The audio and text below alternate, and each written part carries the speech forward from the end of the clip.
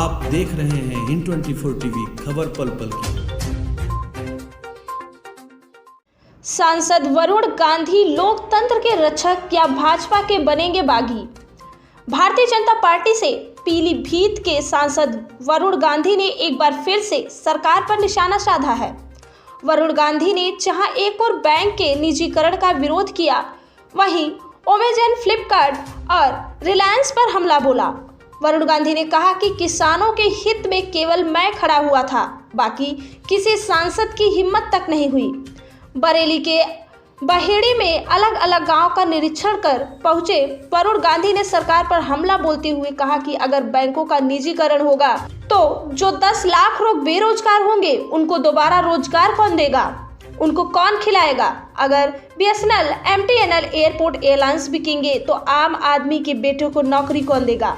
आज आप देख सकते हैं कि आम आदमी नौकरी के लिए जाता है और अपनी काबिलियत नहीं पूछी जाती, रिश्वत लिया जाता है। वरुण गांधी ने दूसरे बात पर कहा कि किसानों को लोन के लिए बहुत सारे कागज वगैरह देने पड़ते हैं। 10,000 का लोन लेता है तो उसे कई कागजों को भरना पड़ता है और कुछ % उसे इंटरेस्ट ज़्यादा ही देना पड़ता है।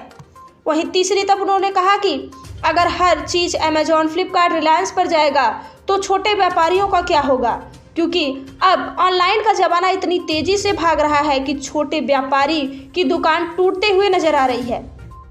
उन्होंने आगे कहा कि किसानों का जब आंदोलन शुरू हुआ तो केवल वरुण गांधी ने ही बोला और कोई सांसद ने हिम्मत नहीं की पूरे देश में बोलने की, क्योंकि हर आदमी केवल अपनी राजनीति ही देख रहा है। ऐसे लोगों की जरूरत देश में क्या, देश के किसी भी कोने में भी नहीं है। बिना किसी चीज वहाँ डाले हुए किसान को तो बोला जाता है अपने जमीन के कागज डालो, अपने घर के कागज डालो, अपना ट्रैक्टर के कागज डालो, अपने सब कुछ कागज डालो। लेकिन जो 10,000 करोड़ का लोन लेता है उसको एक ठेले भर का कुछ कागज नहीं डालना, और जब वो पैसे नहीं दे पाता उसको कहते हैं ठीक है 50% माफ कर देंगे, भाई जितना दे सकते हो दे दो। और किसान और नौजवान, आम आदमी, छोटा व्यापारी, मजदूर 1 रुपए नहीं देता तो उसके घर की कुर्की हो जाती है, उसकी बेइज्जती होती है समाज। भाइयों, ये मेरे मुद्दे हैं, इसके लिए मैं राजनीति में हूँ, यही ईमानदारी से आपकी लड़ाई में लड़ते रहूंगा। मैं चाहता हूँ आप सब लोग मेरा साथ दें, ईमानदारी का साथ दें, देश के उन लोगों के मजबूती के लिए साथ दे जो आपके ताकत बन के खड़े हैं। बहुत सारे लोग अपने स्वार्थ में राजनीति कर रहे हैं, जिनके पैर पे चप्पल नहीं है वो बड़े बड़ी कोठियां बना रहे हैं, बड़े बड़े कॉलोनियां काट रहे हैं। लेकिन वरुण गांधी इसी गाड़ी में आए थे चुनाव में, आज इसी गाड़ी में आए, अगले चुनाव में इसी गाड़ी में आएंगे। लेकिन जब आपके बहेड़ी में कोरोना की दिक्कत थी तो सारा ऑक्सीजन वरुण गांधी ने अपने जेब से दिया। आपने अखबार में उस समय पढ़ा होगा, सारे दवाइयां वरुण गांधी ने दी, खाने के पैकेट वरुण गांधी ने भेजे।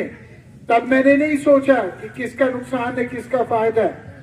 याद रखना, अगर बैंकों का निजीकरण होगा तो जो 7-8 लाख 10 लाख लोग बेरोजगार होंगे, जो 40, 45, 50 साल के हैं, उनको दोबारा कौन ट्रेन करेगा, दोबारा रोजगार कौन देगा, उनके बच्चों को कौन खिलाएगा। अगर BHEL बिकेगा, BSNL बिकेगा, MTNL बिकेगा, एयरपोर्ट बिकेंगे, एयरलाइन बिकेंगे, तो आम आदमी के बेटे को नौकरी कौन देगा। क्या मैं सही कह रहा हूं कि मैं गलत कह रहा हूं।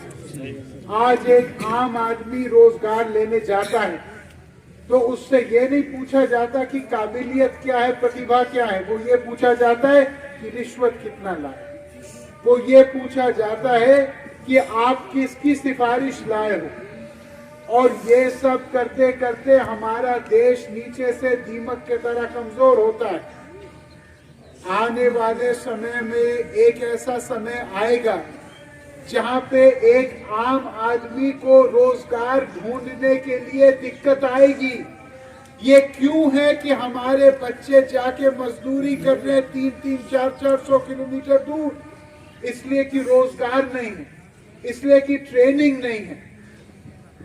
अगर हर चीज अमेज़न में जाएगा, फ्लिपकार्ट में जाएगा, वॉलमार्ट पे जाएगा, रिलायंस पे जाएगा, अन्य चीजों पे जाएगा, तो ये जो छोटा व्यापारी गांव के बाहर अपनी दुकान लगाता है, ये जो छोटा व्यापारी बाजार में, दमखोदा में, पहेड़ी में, अन्य जगह मानपुर में, अलग अलग जगह मुड़िया नवी बख्श में, दसियों जगह अपनी दुकान लगाता है, ये लोग कहाँ जाएंगे और ये क्या करेंगे?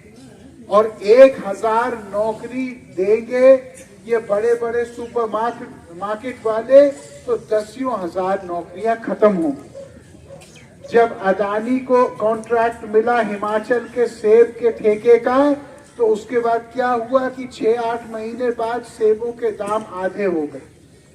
भाइयों, किसानों का जब आंदोलन हुआ तो आपको पता है कि अकेला एक ही सांसद बोला, वरुण गांधी, और कोई सांसद पूरे देश में हिम्मत नहीं किया बोलने के लिए।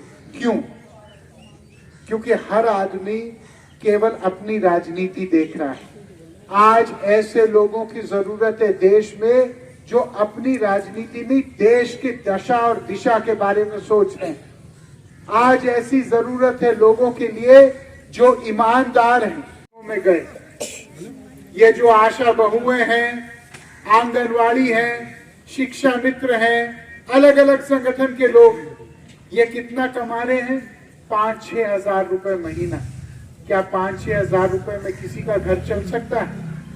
नहीं चल सकता। अगर हम लोग सोचें कि राजनीति क्या है, देश क्या है, आज हमने देखा एक एग्जाम बना था, टीईटी का एग्जाम कुछ हफ्ते पहले, टीचर एलिजिबिलिटी टेस्ट, आपने सुना होगा अखबार में, वो पेपर लीक हुआ। 17 एग्जाम के पेपर लीक हुए पिछले 2 वर्षों में उत्तर प्रदेश में। दसियों लाख लोगों का भविष्य गर्त में चला। जो बच्चा